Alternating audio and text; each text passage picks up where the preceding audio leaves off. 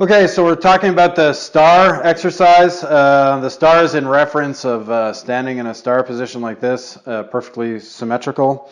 Obviously, you don't have to have the opposite hand up, but sometimes, especially if you're looking in a mirror to see if you're symmetrical, it will help to put the other hand up.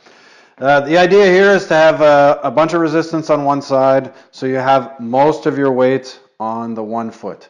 When it comes to your big three, you still have to have 60, 40, 0 in this foot. You want to definitely set your neutral spine and your TVA. Your TVA really has to be engaged here. Both shoulders down, and then you start to center yourself. How far apart you put your feet is up to you, but you should have minimal weight on the opposite foot.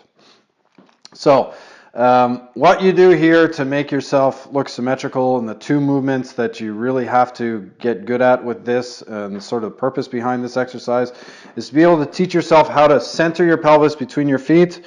So finding that center, looking down, making sure that you're centered, like I said 3 times.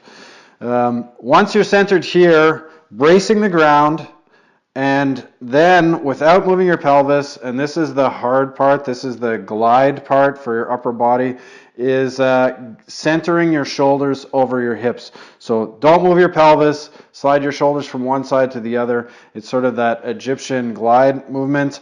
You really need to be able to get good at that. Good for your spine, good for your biomechanics, your ability to manipulate what position you need to be in at any given time. Once you get yourself centered, then you just hold or listen to the sets and reps and make sure that you can hold it for the given amount of time. How hard you can work with this exercise. What you'll be able to resist, how much resistance you'll be able to tolerate, will be relative to 2 things. How far apart your legs are and how far squatted you are. So certainly you can do this exercise with a tremendous amount of resistance.